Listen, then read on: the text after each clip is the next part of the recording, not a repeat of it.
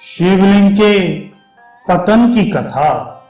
ऋषियों ने कहा, शास्त्रों के अनुसार पति का कर्तव्य है कि व्यभिचारिणी पत्नी को भरण आच्छादन की व्यवस्था भले ही कर दे, पर पत्नी रूप में उसे ना स्वीकार करे। अतः आपको भी इस प्रकार की इस सुंदरी का त्याग करना चाहिए। महादेव बोले, विप्रों, यह कभी मन से भी किसी दूसरे की इच्छा नहीं करती और ना मैं कभी इसका परित्याग करता हूं। ऋषियों ने कहा, पुरुषाधम, हमने इसे यहाँ व्यभिचार करते हुए देखा है। आपने असत्य कहा है, अतः शीघ्र ही यहां से चले जाइए। ऋषियों के ऐसा कहने पर महादेव ने कहा, मैंने सत्य ही कहा है। आपको यह ऐसी प्रतीत होती है। ऐसा कहकर महादेव विचरण करने लगे। भिक्षा की इच्छा से वे परमेश्वर विष्णु के साथ मुनि श्रेष्ठ महात्मा वशिष्ठ के पवित्र आश्रम में गए। भिक्षा मांगते हुए देव को आए देखकर वशिष्ठ की प्रिय पत्नी अरुंधति ने समीप में जाकर उन्हें प्रणाम किया। परमेश्वर के चरणों को धोकर और शुद्ध उत्तम आसन प्रदान कर द्विजों के आघात से आहत उनके शिथिल शरीर को देखकर अत्यंत खिन्न सती अरुंधति ने उनके व्रणों पर औषधि लगाई और भार्या सहित परमेश्वर की अरुंधति ने महती पूजा की तथा पूछा, आप कौन हैं? कहां से आए हैं? आपका आचार क्या है? महादेव ने उनसे कहा, मैं सिद्धों में सिद्ध हूं। जो यह ब्रह्ममय शुद्ध मंडल सदा प्रकाशित होता है, वही मेरे देवता हैं। मैं सदा ही उनको धारण करता हूं। ऐसा कहकर तथा पतिव्रता अरुंधति पर कृपा करके महादेव चल पड़े। द्विज उन्हें डंडों, ढेलों तथा मुक्कों से मारने लगे।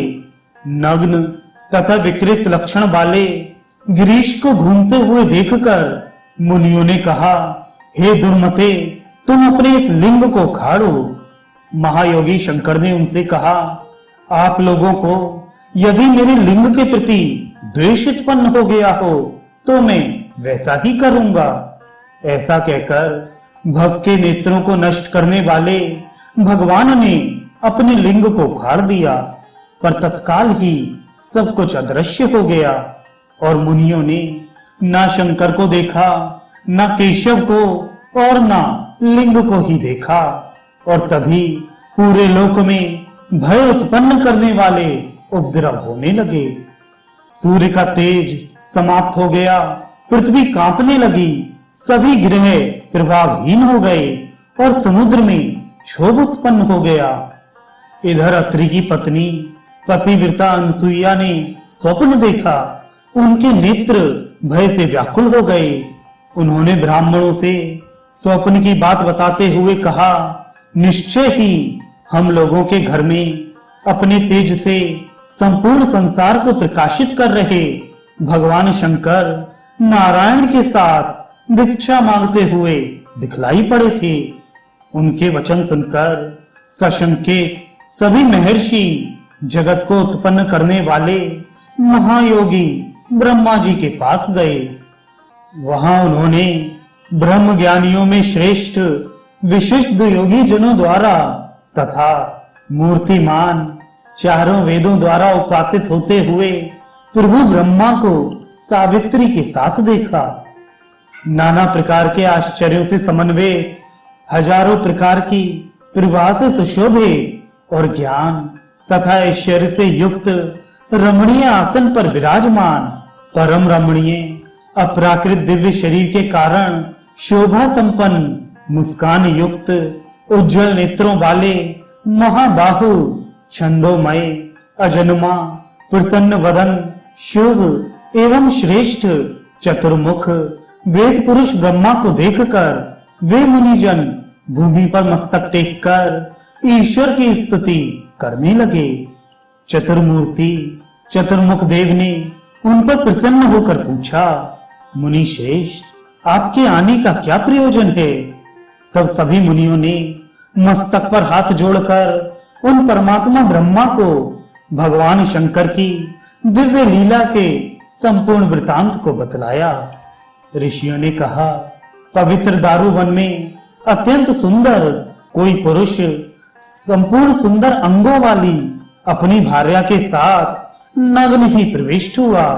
उस ईश्वर ने अपने शरीर से हमारी स्त्रियों के समूह को तथा सभी कन्याओं में अति रमणीय उसकी प्रिया ने हमारे पुत्रों को दूषित कर दिया। हम लोगों ने उस पुरुष को विविध श्राप दिए, किंतु वे निष्फल हो गए। तब हम लोगों ने उसे बहुत मारा और उसके लिंग को गिरा दिया, पर तत्काल ही भार्या के साथ भगवान और लिंग अंतर्हित हो गए। तभी से प्राणियों के भय को प्रदान करने वाले भीषण उत्पात होने लगे हैं। पुरुषोत्तम, वह देव पुरुष कौन है? हम लोग भयभीत हो गए हैं। अच्युत, हम सब आपकी शरण में आए हैं। इस संसार में जो कुछ भी चेष्टा होती है उसे आप अवश्य जानते हैं, इसलिए विशेष अनुग्रह करके आप हमारी रक्षा करें। मुनिगणों के द्वारा इस प्रकार निवेदन किए जाने पर कमल से उत्पन्न विश्वात्मा ब्रह्मा ने त्रिशूल का चिन्ह धारण करने वाले देव शंकर का ध्यान करते हुए हाथ जोड़कर इस प्रकार कहा,